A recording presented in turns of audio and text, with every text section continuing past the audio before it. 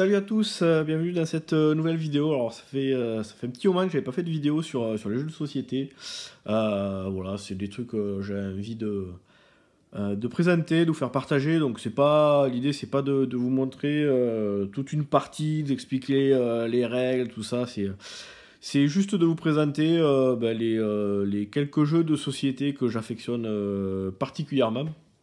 Donc là aujourd'hui, on va parler de claustrophobia, donc ça reste toujours dans le thème des jeux que j'aime bien. Hein. Je vous ai montré Donjons and Dragons, HeroQuest, donc c'est toujours dans le même esprit. Donc ça c'est un jeu de Monsieur Croc,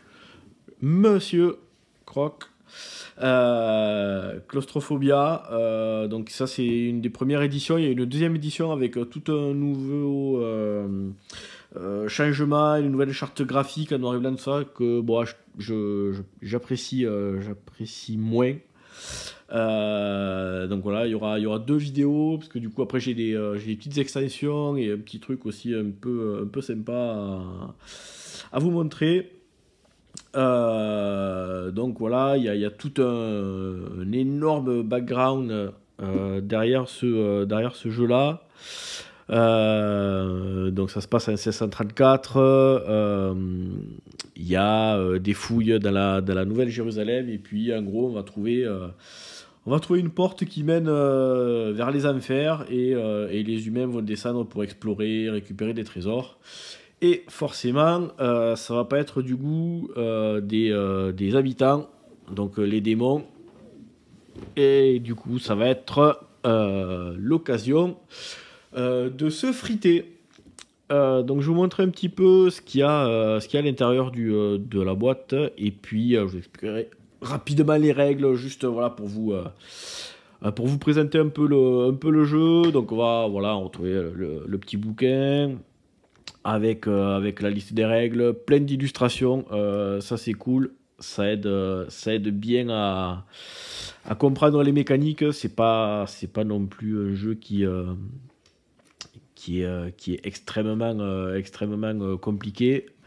Voilà les petites règles. On va retrouver comme d'hab pas mal de cartes. Donc il va y avoir, voilà, par exemple on va avoir pour certains personnages des pouvoirs spéciaux, donc qui seront uniquement possibles d'exécuter quand on aura réalisé le bon résultat sur les dés.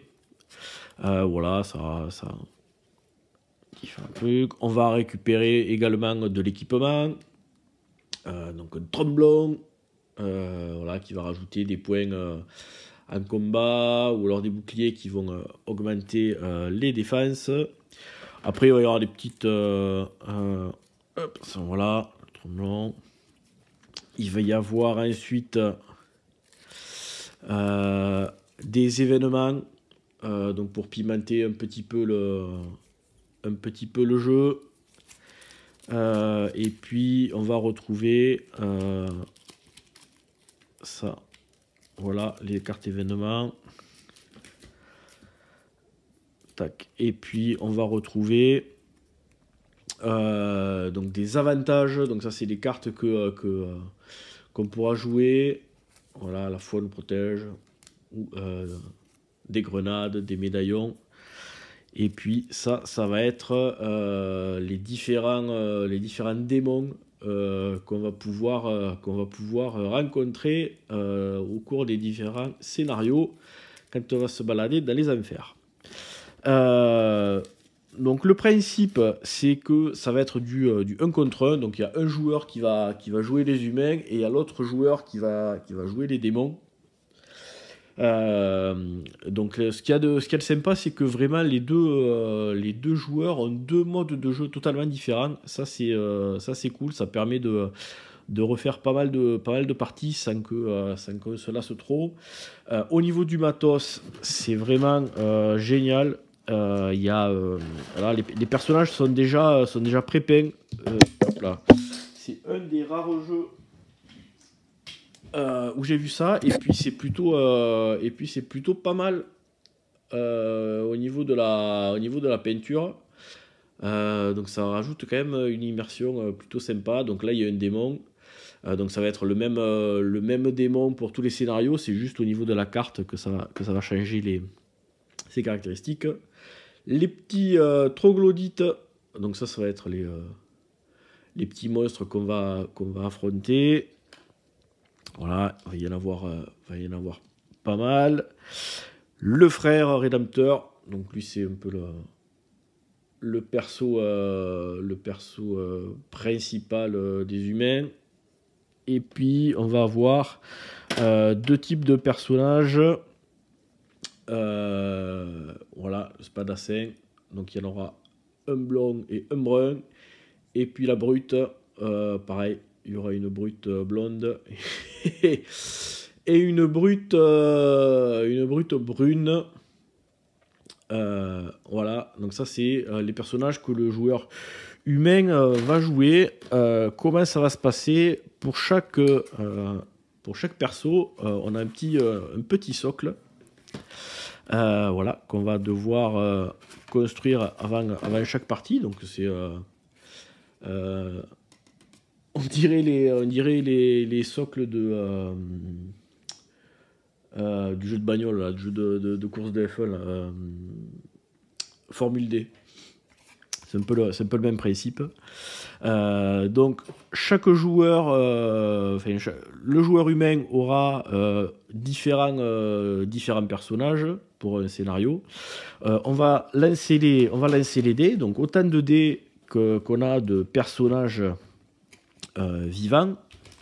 Et puis, on mettra le dé qu'on a choisi ici. Et en fonction en fonction du chiffre qu'on a sur le dé, on peut réaliser différentes actions. Donc, par exemple, si j'ai ce personnage, je jette le dé, je fais un 6 et je fais un 1, je vois que ici, si je lui mets le 6, c'est cette ligne qui va s'appliquer. Donc il va y avoir énormément de défense, un en combat et un en déplacement.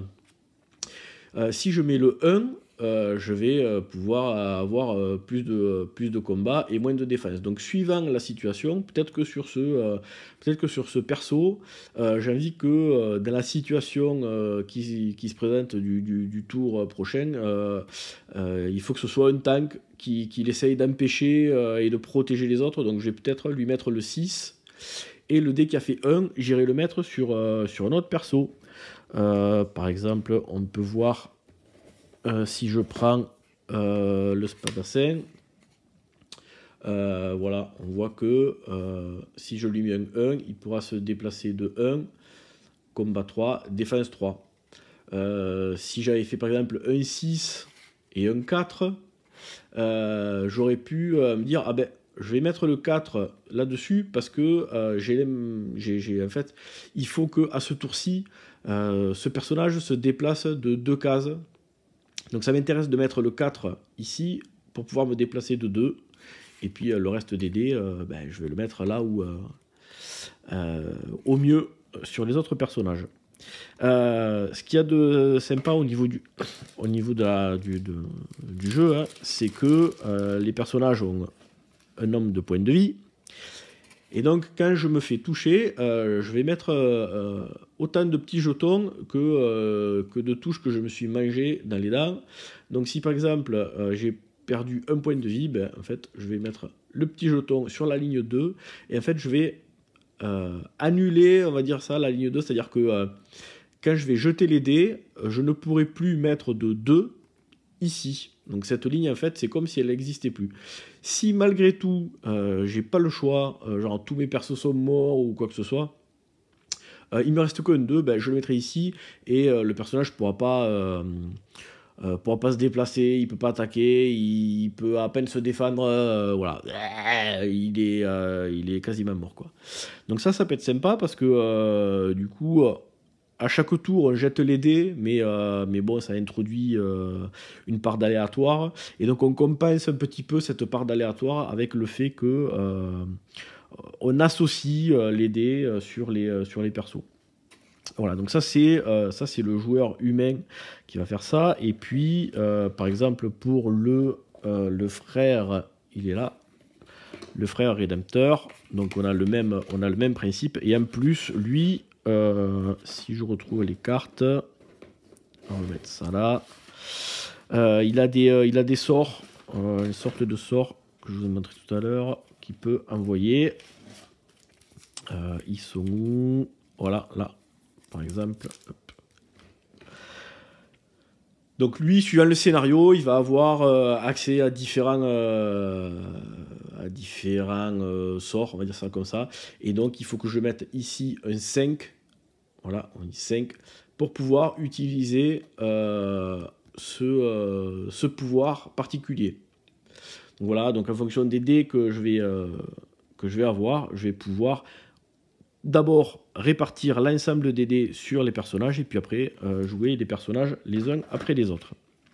Donc ça va être essentiellement des scénarios d'exploration, découverte. Alors il va falloir, voilà, hein, ils sont là, tous les petits scénarios. Voilà, retenir l'invasion, les survivants. Donc en fait il va falloir, voilà, il y a différents scénarios. Il va falloir s'échapper, aller tuer un monstre. Voilà, il va y avoir différentes approches. Ce qu'il y a de cool, c'est que donc il y a des scénarios où on va découvrir la map petit à petit, et puis il y a des scénarios par exemple où la map en fait elle est déterminée de base, et puis il va falloir aller jeter par exemple jeter des trucs dans des puits pour éviter que les monstres continuent de sortir. Voilà, il va y avoir empêcher certains monstres, donc il y a des conditions de victoire pour le joueur et pour le démon qui sont différentes. Donc au niveau du matos, on a des tuiles, et là franchement la qualité elle est vraiment top, et les illustrations je les trouve magnifiques. Donc voilà, le tableau, enfin le niveau va se construire petit à petit en mettant différentes tuiles. Alors on peut les tirer au hasard sur les scénarios, ou alors la map est déjà établie, et donc sur chaque tuile on va pouvoir avoir un certain nombre de personnages, donc ça c'est dans les règles. Et puis il y a des personnages qui vont pouvoir se faufiler, c'est-à-dire que si jamais il y a des démons, la brute par exemple, elle va éventuellement permettre d'empêcher les démons de traverser. Par contre elle ne pourra pas traverser. Les spadassins ils sont plus petits, donc ils peuvent se faufiler entre les démons. Voilà les différentes règles. On va avoir également sur des tuiles différentes actions, donc il va y avoir des alarmes. Ça par exemple on le voit, on constate que effectivement le tunnel se rétrécit, donc on va pas pouvoir passer, on va pouvoir passer juste un après l'autre, où il va pas pouvoir y avoir 3 personnages en même temps sur la tuile. Donc ici les personnages vont être obligés de rester pour qu'ils puissent passer un par un, ce qui va permettre aux joueurs démons de faire arriver des monstres et de les attaquer, etc. Voilà, on va trouver des trésors. Qu'est-ce qu'il va y avoir? Ça c'est les nids de troglodytes. Donc les troglodytes vont pouvoir popper depuis ces cartes-là. Sinon, ils sont obligés d'arriver par des sorties là, sur lesquelles il n'y a pas de monstres. Là, on va avoir les tentacules. Donc là, en fait, quand on se fait toucher, là, il y a les tentacules qui vous aspirent du sang, etc. Donc c'est vraiment, en termes d'illustration, je les trouve vraiment superbes. Voilà, ça c'est souvent de là où on commence. Donc là, on va placer tous ces persos. Voilà. Et puis voilà, les tuiles elles sont vraiment hyper épaisses. Ça va être la tuile de sortie la plupart du temps. Elles sont voilà, là il y a de l'eau, donc en fait quand on va Si par exemple on peut se déplacer de 2 cases, ben, en fait on va arriver dans l'eau et ça va stopper notre déplacement. Donc voilà, les tunnels étroits, un petit peu de tout. Voilà, ça c'est les monstres, voilà, les nids. Voilà, il y a un petit peu piège avec des lances. Ça fait très Diablo, je trouve, au niveau des décors là, quand on est dans certains tableaux au niveau des grottes. Alors là, on va voir un certain nombre de pions. Et donc, comme je vous le disais, c'est un jeu très asymétrique. Voilà, le démon, celui qui joue le démon, il va jouer grâce à cette carte-là. Donc il va avoir un certain nombre de dés à jeter. Donc une fois qu'il a jeté les dés, il va pouvoir après les répartir. Pareil, comme le joueur humain. Donc par exemple, ici on a le droit de mettre soit des dés pairs, soit des dés impairs. Donc je vais lancer un certain nombre de dés. J'ai fait 1, 3 et 5. Je prends ces 3 dés, je les pose ici et pour chaque dé, je peux récupérer 2 points de menace. En fait, les points de menace, ça va être les ressources qui vont me permettre de faire arriver des troglodytes, des démons, etc. On va avoir, par exemple ici, j'ai 2 dés pairs. Les troglodytes sont frénétiques. Donc là, en fait, ils vont pouvoir relancer des dés au niveau des attaques, des trucs comme ça. Si après, par exemple, j'ai fait 3 et 5, je ne sais pas trop où le mettre, je peux les mettre ici. Donc le total, alors non, 3 et 4, ça va faire 7. Donc je les mets ici. Et ça va me déclencher le goût du sang. Donc en fait, les troglodytes, normalement, ils sont censés arriver par des ouvertures sur, par exemple, on va dire, hop, ici, admettons que je sois ici, donc là, il y a voilà, hein, c'est foutu comme ça. Mes persos humains sont ici, donc les troglodytes, en fait, ils ont le droit d'arriver ici, parce que c'est des troglodytes, ils ont peur, donc ils peuvent pas arriver sur des cases où se trouvent les humains. Donc par exemple, pour empêcher que les troglodytes arrivent par ici, je pourrais décider en tant que joueur humain de laisser un personnage là et que les autres aillent continuer d'explorer le truc. Alors par contre, ça me mobilise un perso. Je ne pourrais pas m'en servir pour faire d'autres choses, mais au moins ça empêche que les troglodytes arrivent ici. Mais par exemple, le goût du sang, les troglodytes, ils ont tellement la dalle que même si j'ai un perso ici, ils vont pouvoir déferler par là.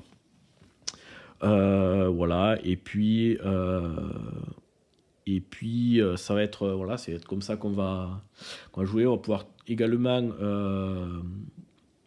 mettre ici par exemple des dés pour que le tour d'après je lance un destin donc un dé en fait supplémentaire. Donc suivant ce qui se passe au début, en tant que joueur démon, je vais peut-être essayer de faire le maximum pour récupérer plein de points de menace et de commencer à préparer une stratégie.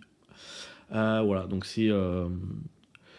c'est plutôt sympa. Ce qu'il y a de cool, c'est que les parties sont différentes les unes des autres, hein. Surtout quand on a des scénarios où en fait on tire les cartes au fur et à mesure. Ce qui est bien aussi, ce que j'aime bien, c'est que en termes de gameplay asymétrique, il n'y en a pas un qui se fait chier. Souvent, quand on joue le méchant, donc celui qui dirige les démons, c'est assez basique, hein. On peut déplacer ces monstres ou attaquer les humains. Donc c'est un petit peu lassant comme comme jeu. Là, je trouve qu'avec le principe là de la carte là, chaque joueur, le joueur humain et le joueur démon, a vraiment une stratégie à mettre en place, etc. Donc c'est pas du tout lassant. C'est cool de faire. Souvent on fait 2 parties, on fait le même scénario. Il y en a un qui joue les humains et puis l'autre qui joue les démons, et puis après on inverse. Ce qui est sympa aussi, c'est que c'est le genre de jeu où après les scénarios, on va pouvoir inventer un petit peu ses propres histoires, ses propres scénarios, et du coup là, on se base juste sur les règles, et puis ça permet d'avoir une durée de vie vraiment énorme.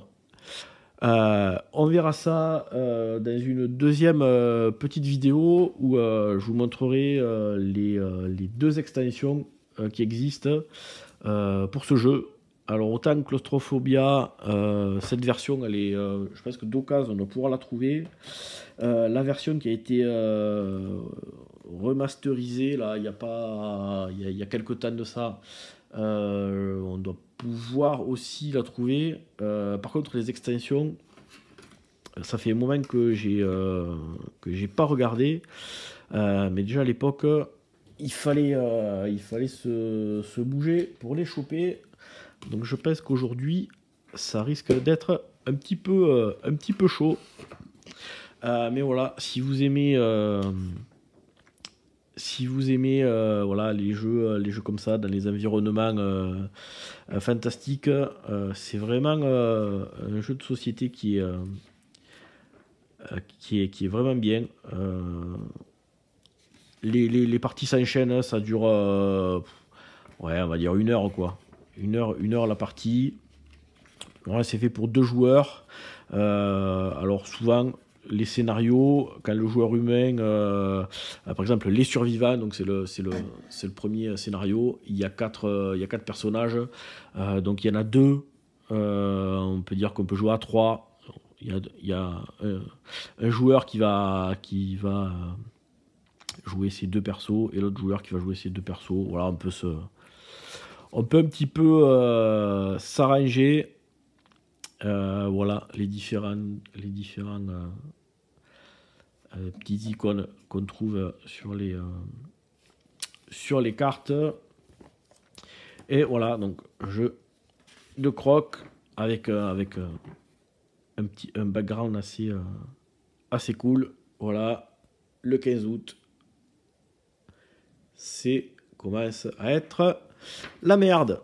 Allez, je vous donne rendez-vous dans la seconde vidéo là, où on parlera vite fait des différentes extensions, et puis du travail d'un passionné qui a récupéré tout le matos, tous les scénarios qui sont sortis dans des revues, qui a mis tout ça dans un énorme bouquin, et je vous montrerai ça. Allez, à plus. Ciao.